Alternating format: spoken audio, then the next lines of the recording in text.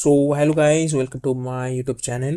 So this video I gonna discuss about that automation testing and what is the kind of automation testing, how that automation testing like should work, and what is that main criteria of automation testing. All those things I'll cover on this video, guys. So first thing is like that, what is the automation testing? So guys, suppose that I have more than 30,000 cases I need to execute for each and every releases. So that means for every sprint cycle I need to execute 30,000 cases. So it is a very tedious job, guys. We need to execute that all cases again and again. So instead of that, what I need to do, I just need to write some code, and that code will test that my test cases.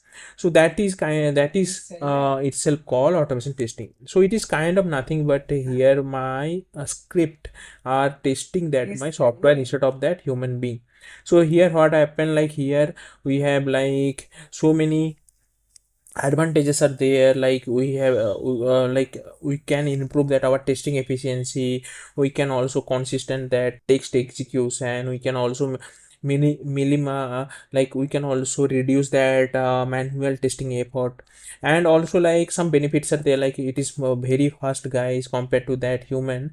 That automation cases are very fast, and also we can use that our script for that any further applications, similar applications. And the thing is like it is very through that automation cases it is very easy to find that regression bug or regression defect. So because of that, automation testings automation is very popular nowadays all over that software industry all. So nowadays what happened, like manual testing jobs are very less compared to that automation jobs are more. And it is also a kind of future technology where that lots of people are contributing on that automation area. So many new tools are tools are coming, and so many new tools will about to come on this field. Now there is lots of types of automation testings are there. So most popular like automation testing is like unit testing. So here what happen, like we can test our individual component and units of code. So before submitting that code, developer have to run that unit testing thing. So that unit testing thing will check that all code, and it will give you pass result on console. And another thing is like that our integration testing. So here what happened, we are checking that testing combination parts of that our application. So we can ensure that all those things should work together. Now most testers are actually automate the system testing part and regression part and performance testing part. System testing is nothing but here we are checking that complete system. So we are actually like execute that end-to-end scenarios, and so those things comes under system testing. Regression is nothing but here we are checking that all regression cases.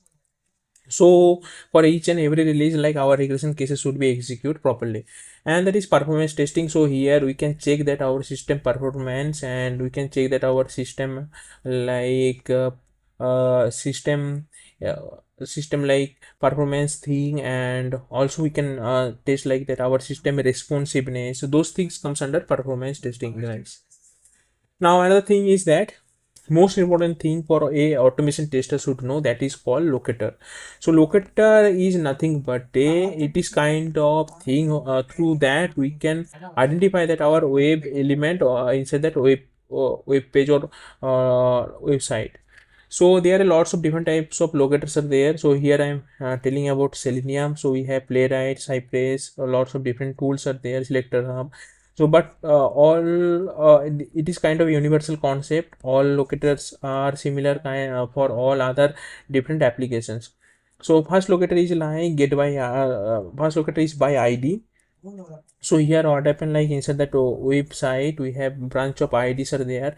Though if that IDs are unique, so we can use that ID. Another is by name. So suppose that developer are writing some module UI, so they are using some kind of unique name. So those things we can identify by name.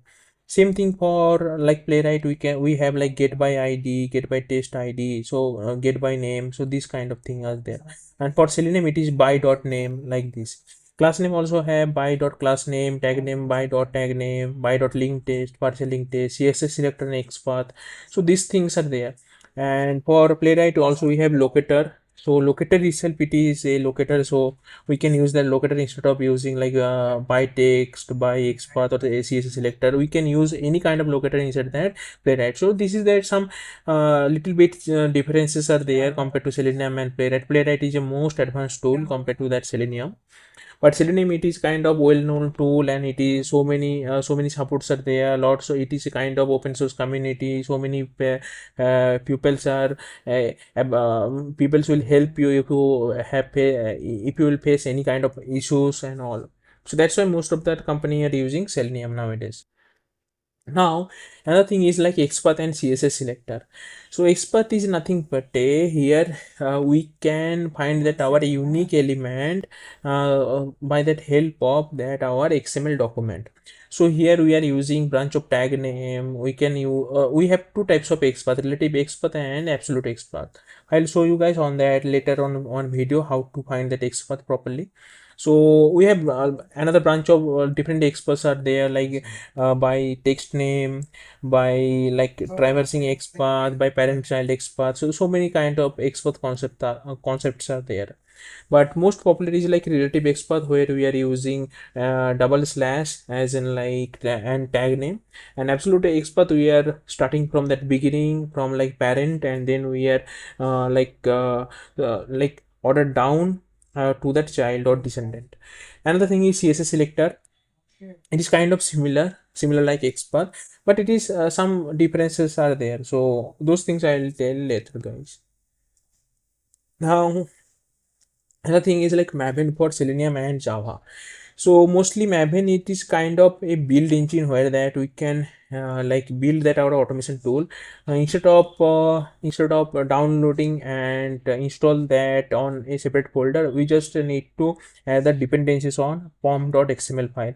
So Maven will automatically search from internet. It will fetch the data from internet, and it will install that all those required dependencies for that project. So that's why it is kind of like dependency management tool or project build management tool. So main key components is like form.xml, where we need to configure that our managed or need to configure that our dependencies.